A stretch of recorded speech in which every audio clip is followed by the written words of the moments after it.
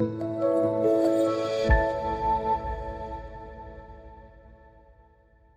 Viewers, আসসালামু আলাইকুম। কেমন আছেন আপনারা সবাই? আশা করি আল্লাহর রহমতে আপনারা সবাই অনেক অনেক ভালো আছেন। বন্ধুরা, আজকে আবার আপনাদের জন্য মাইক্রোসফট ওয়ার্ডের এক নতুন টিউটোরিয়াল নিয়ে হাজির হয়েছি।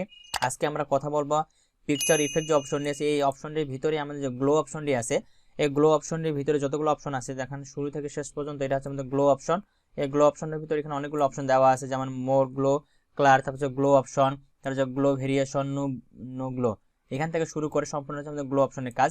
তো এই অপশনের কাজগুলো কিভাবে করে তার এ টু জেড আজকে আমরা শিখবো। তো আপনার ভিডিওটি কথা স্কিপ করে না, শুরু থেকে শেষ পর্যন্ত দেখবেন, তাহলে সম্পূর্ণ টিউটোরিয়ালটি বুঝতে পারবেন। আর আপনি যদি ইতিমধ্যে আমার মাইক্রোসফট ওয়ার্ডের আগে টিউটোরিয়াল না দেখে থাকেন, তো উপরে যে আই বাটনটি দেওয়া আছে তাহলে সেখান থেকে দেখে আসতে পারেন, অথবা এই ভিডিওর যে ডেসক্রিপশনে আমি প্লে লিস্টে দিয়ে দেবো, তাহলে সেখান থেকেও দেখে আসতে পারেন। তাহলে চলুন আজকে টিউটোরিয়ালটি শুরু করে দিই। তাহলে বন্ধুরা দেখেন, আমাদের এই গ্লো অপশনে নিয়ে আসা শুধু একটি পিকচার নিয়ে কাজ করার জন্য। তো এখানে আমার একটি ইমেজ নিয়ে আসা আছে। তো এখান থেকে আমি সরাসরি গ্লো অপশনে ক্লিক করতেছি।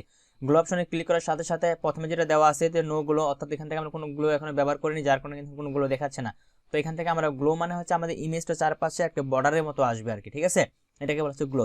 তো আপনার এখান থেকে অনেকগুলো গ্লো দেওয়া আছে, আপনারা এখান থেকে যেটা ব্যবহার করতে চান সেটা এখান থেকে সিলেক্ট করে দিবেন। তো এখান থেকে আমি এটা লালটা সিলেক্ট করে দিলাম। তাহলে দেখেন এখানে কিন্তু আমাদের একটা ইমেজটা চারপাশে একটা গ্লো মানে লাল রঙের ধারণ করছে, ঠিক আছে, এটা হচ্ছে আমাদের ইমেজ গ্লো। তো এখান থেকে যদি আমরা কাজ করি কোনো কিন্তু পরিবর্তন কিছু করতে পারবো না। সে পরিবর্তন করার জন্য আমাদের চলে যেতে হবে এই যে গ্লো অপশনে। তো এখান থেকে শুধু আমি আপনাদের এই প্রাথমিক যে কাজগুলো আছে সেগুলো দেখাচ্ছি। তো এখান থেকে আমরা এটা এভাবে পরিবর্তন করে দেখে নিতে পারি।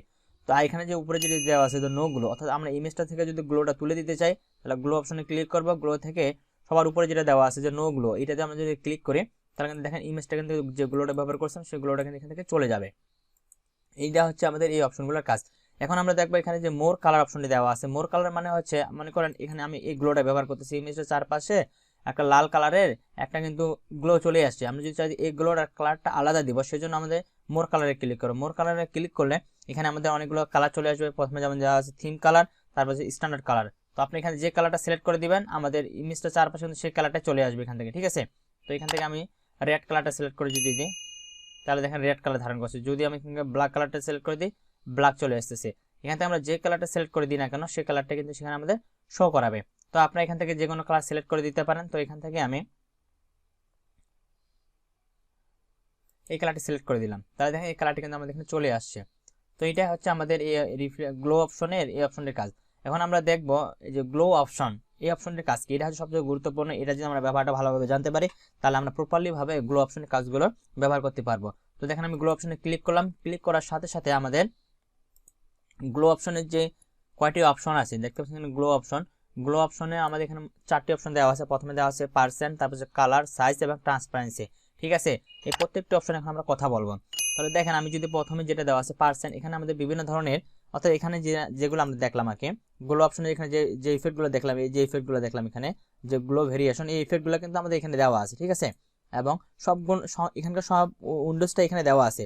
তো এখান থেকে আপনার যে ডিজাইনটি ভালো লাগে সেই ডিজাইনটি এভাবে এখান থেকে সিলেক্ট করে দিবেন। সিলেক্ট করে দিলে সেই ডিজাইনটি ওখানে চলে যাবে। যাওয়ার পরে দেখতে পাচ্ছেন এখানে কালার দেওয়া আছে। আপনি এখান থেকে বিভিন্ন ধরনের কালার সিলেক্ট করে দিতে পারেন।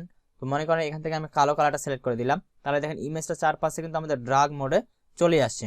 তারপর যেটা দেওয়া আছে সাইজ, সাইজ মানে হচ্ছে এই যে আমরা গ্লোটা যে ব্যবহার করলাম, এই সাইজটা কতটুকু হবে, কতটুকু বড় হবে বা ছোট হবে, সেটা আমরা এই সাইজের মাধ্যমে ছোট বড় করে দেখে নিতে পারি। তো আমি যেটা বাড়াই, তো দেখেন সাইজটা কিন্তু আমাদের অনেক বড় হয়ে গেছে। আপনি যত ডান দিকে নিয়ে যাবেন তত কিন্তু সাইজটা বাড়বে, আর এটা যত ডান দিকে থেকে বাম দিকে নিয়ে যাবেন তত সাইজটা ছোট হবে, ঠিক আছে। আপনি চাইলে এখান থেকে লেখও দিতে পারেন। মনে করেন আমি যদি এখান থেকে 30 লিখে দিই, তাহলে এখানে 30% হয়ে যাবে। যতটুকু লিখে দিব আমরা ততটুকু চলে আসবে। তো আপনি এটা লিখে দিয়ে কাজটি দেখে নিতে পারেন বা করে নিতে পারেন। তারপর যেটা হচ্ছে ট্রান্সপারেন্সি, ট্রান্সপারেন্সি মানে তো একটু আগে আপনাদের দেখালাম, যেটা প্রত্যেকটা ক্ষেত্রে আমাদের একই রকম। আমি যত এটা পার্সেন্টেজটা বাড়াবো তত ট্রান্সপারেন্সিটা কমে যাবে, মানে এর উজ্জ্বলতা বা যেটা আমরা দেখতে পাচ্ছি সেটা কমে যাবে। আর যদি এটাকে কমাই তাহলে এটা স্পষ্টভাবে দেখা যাবে আর কি। একদম দেখেন এখন কালা দেখা যাচ্ছে না, সম্পূর্ণটাই কালা দেখা যাচ্ছে, কারণ ট্রান্সপারেন্সিটা আমি 0% করে দিছি। আমি যদি ট্রান্সপারেন্সিটা একটু বাড়াই তাহলে দেখেন ব্লার মোডে চলে আসছে, সেটা ধীরে ধীরে কমে যাচ্ছে, ঠিক আছে। তো এটা হচ্ছে আমাদের গ্লো অপশনের পার্সেন্ট, কালার, সাইজ এবং ট্রান্সপারেন্সি যে অপশনগুলো ছিল তার এ টু জেড। আশা করি আমি আপনারা এই টিউটোরিয়ালে বুঝতে পেরেছেন যে আমি কোন জিনিসটা আপনাদের শেখাতে চেয়েছি। তারপর যদি বুঝতে আপনার কোনো অসুবিধা হয়, আপনারা আমাকে এই ভিডিওতে কমেন্ট করে জানাতে পারেন। আমি সেই বিষয়টি নিয়ে আপনার সমাধান করে দেওয়ার চেষ্টা করবো ইনশাল্লাহ। তো আমি ইতিমধ্যে আপনাদের পিকচার ইফেক্টের যে অপশনগুলো আছে, যেমন পার্সেন্ট থেকে শুরু করে গ্লো পর্যন্ত কমপ্লিট করে দিয়েছি। আর বাকি থাকলো আমাদের এখানে 3টে, সফট ইটস, বেবল, আর একটা হচ্ছে 3D রোটেশন। এই তিনটে অপশন নিয়ে আমি পরবর্তীতে আপনাদের টিউটোরিয়াল করে দেবো ইনশাল্লাহ। তো সবাই ভালো থাকবেন, সুস্থ থাকবেন, দেখা হবে পরবর্তী একটা নতুন টিউটোরিয়ালে। আল্লাহ হাফেজ।